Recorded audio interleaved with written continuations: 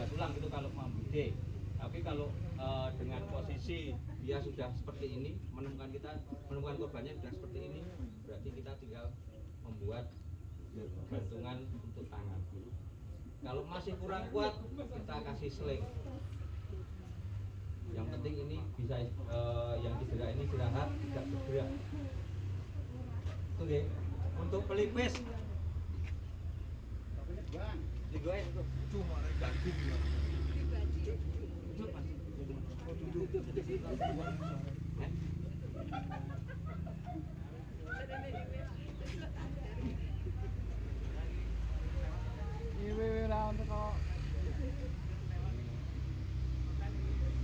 Untuk penanganan pendarahan otomatis kita menyiapkan kejamnya dulu untuk menghentikan pendarahan.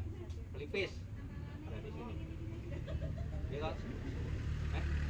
Ini. Alis. Nah, nek tadi hanya seperti ini kalau dia tidur otomatis bisa lepas. Ya. Jadi berarti pasiennya di apa? Enggak harus duduk. Cuma penanganannya aja. Jadi ini seperti ini. Dengan ini kita ini terus simpulnya itu diganti.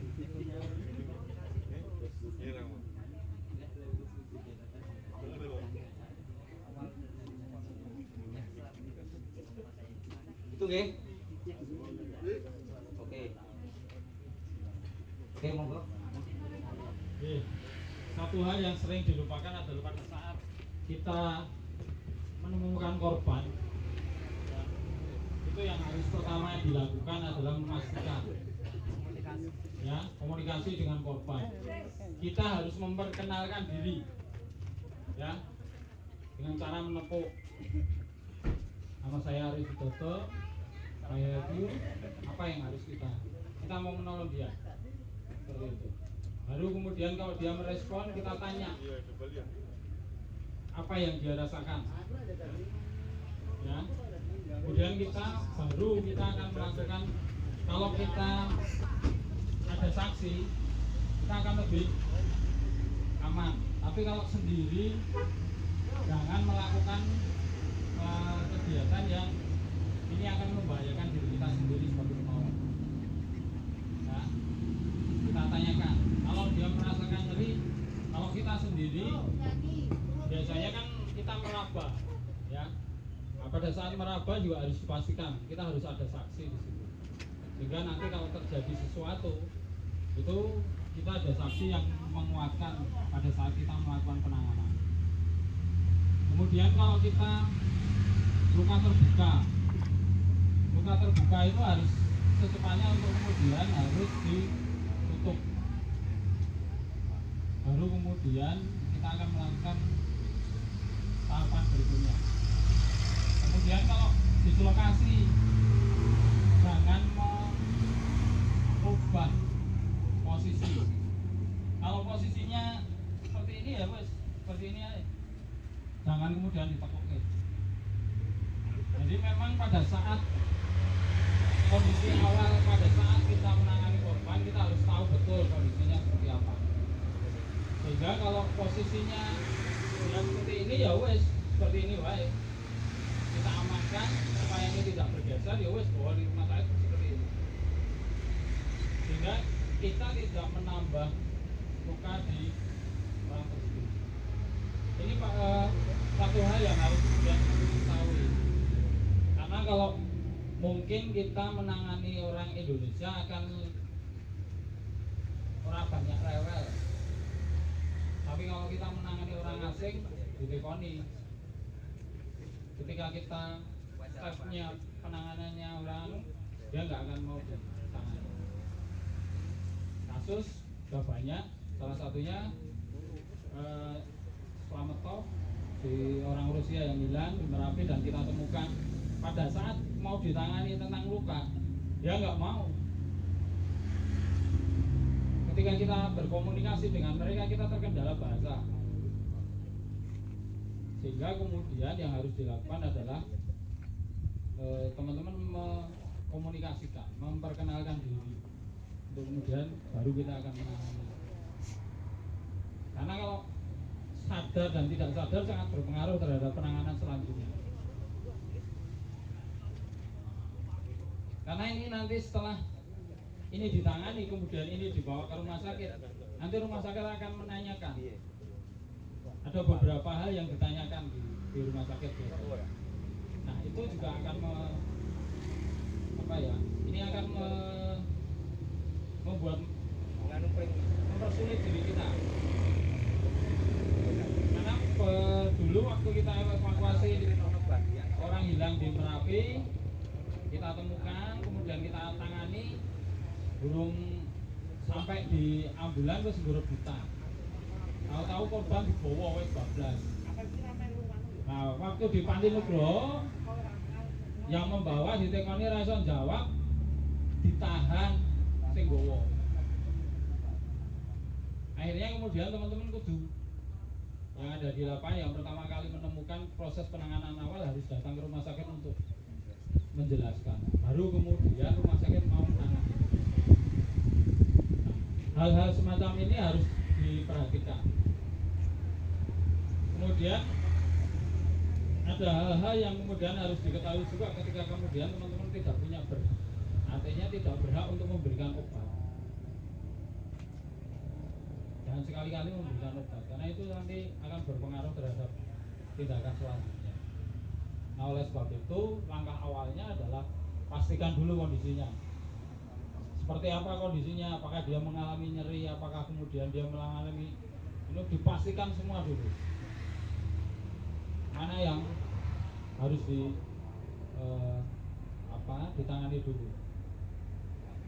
Ini kasusnya kan teman-teman melihat nih, begitu kejadian nanti akan berbeda penanganannya. Kita pernah mengalami waktu itu penanganan tabrakan beruntun di Jalan Wates. Itu ada satu anak yang kemudian kita evakuasi. Waktu itu mau diangkat begitu saja, kita nggak boleh. Begitu kita kawal ke rumah sakit, kemudian rumah sakit tahu kronologinya, penanganan kita seperti apa, baru kemudian muncul rekomendasi untuk penanganan selanjutnya di rumah sakit.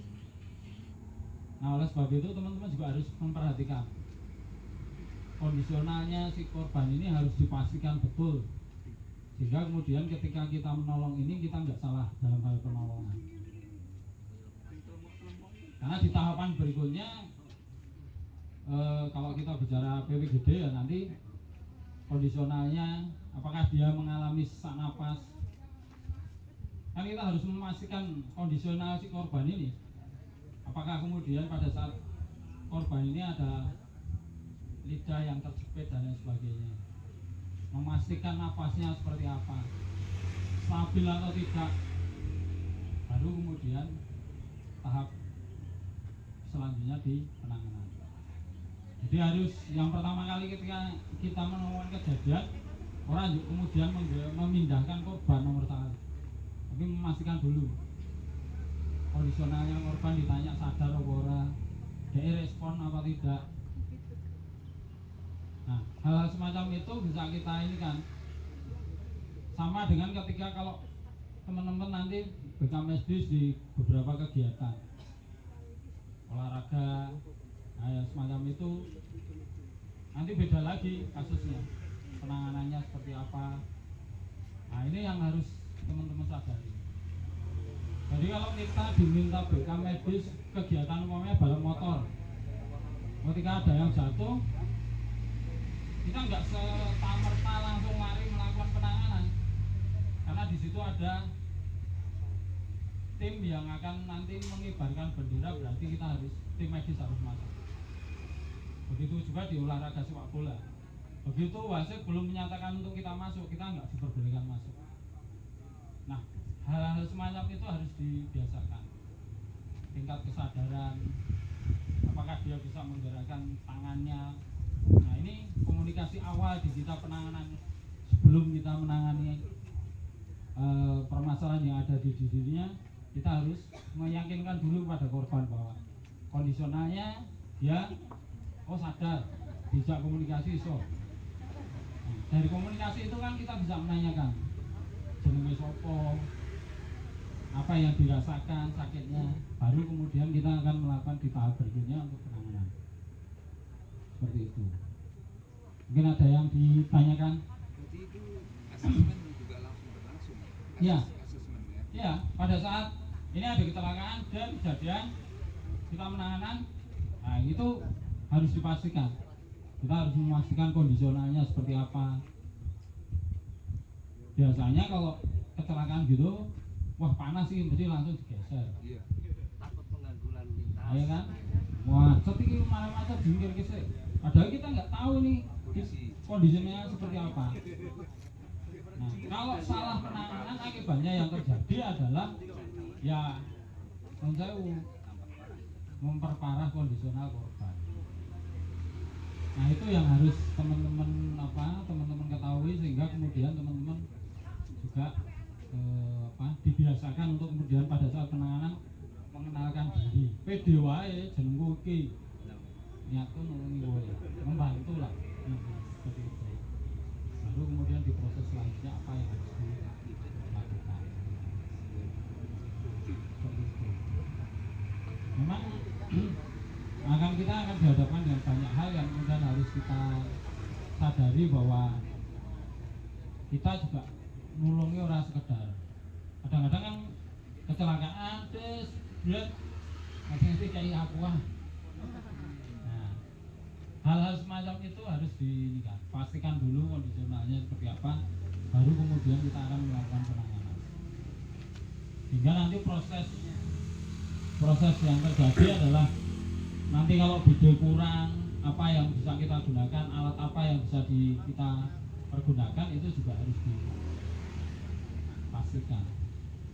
Satu hal yang dilupakan teman-teman, orang anggo kas tangan. Simple. Itu yang dilupakan oleh teman-teman. Ya. Artinya pada saat penanganan teman-teman juga harus memastikan kondisionalnya seperti apa.